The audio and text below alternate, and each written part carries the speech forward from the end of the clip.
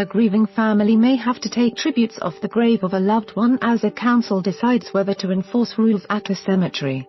Anna Sturgess died suddenly, aged 24, in March 2015 of sepsis, an infection in which the body attacks its own organs. She went to work but began feeling ill, so was sent back to her Allestree, Derby, home where she deteriorated rapidly. Dying in hospital hours later, her family decided to bury her at Duffield Cemetery as it was near where she worked as a nursery nurse at Castle Gardens.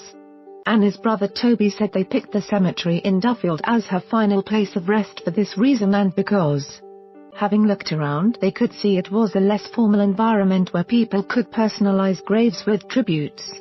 But they, along with other families with loved ones buried there, were told rules may be enforced, which would mean only 2 items would be permitted on graves.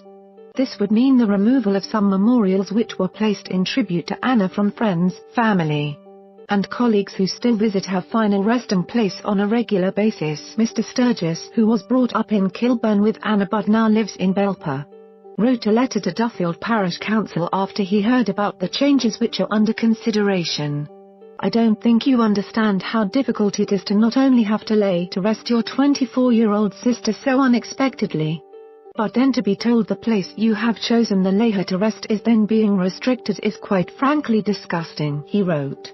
"Her grave is the only place I can come to be with her now, and this should be for us as a family and for her friends to pay tribute to her. However we see fit, especially when we have paid you as a council for that piece of land." In a letter, Kath Gruber, clerk of Duffield Parish Council, responded, "I do understand your position and can assure you that the council hasn't put rules in place to be difficult and that we try to be as accommodating as position.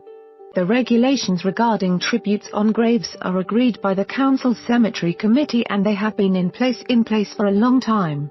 It is evident from your email that these regulations have not been communicated to you, and I apologize for that and appreciate how you are feeling having heard about this now." She went on to say councillors noticed the regulations had not been enforced following a walk around the cemetery. "Having reviewed the regulations in place, I have reordered them so it is easier to see what the council allows and does not going forward," she said. "For all new interments, from April 1st, I have asked that the cemetery that regulations be issued to people purchasing a grave so it is clearer what is required and what isn't. I don't want to enforce rules and upset people, that is why I have referred the matter to the cemetery committee, which will meet on July 1st so councillors can talk about it," she told the Derby Telegraph. "We are currently carrying out an inventory of the graves and this information will be passed to the committee to discuss." She said that the council would not suddenly enforce the rules and that, going forward, anyone buying a grave will get a leaflet contacting all the rules and regulations. Toby said it was upsetting, as the family picked the cemetery because the rules seemed relaxed and they like to see the tributes. "They are personal tributes from people who loved Anna and we took great comfort from seeing them," he said. "There was a small bottle with sand art in it from the nursery and things like that which we think are lovely and personal to her personality. I can understand they wouldn't want large pots on graves for heat and safety reason, but these are just small tributes. We know it has disgusted a lot of Anna's friends. We paid a premium rate to have Anna buried there and now they seem to be looking at changing the rules. Before it seemed acceptable to personalise graves as many had tributes on temporary memorials in a set form of a wooden cross can be erected providing they do not exceed 914 mm 30 in height above the ground. These must be replaced with a non-temporary memorial, which conforms with the council's specifications within 12 months of first installation. No additional mementos, for example vases, statues, etc. shall be permitted around memorials. Railings, chains and wind chimes are not permissible on graves or monuments.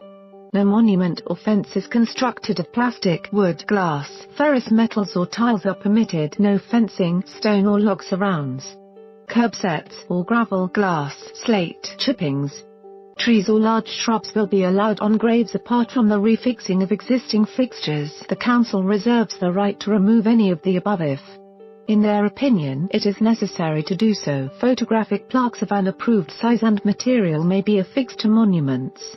The council will maintain the grave by topping up when necessary, seeding or turf laying and grass cutting. The council will not grant applications for memorials to pets or to scatter ashes of pets. Where the freaks at?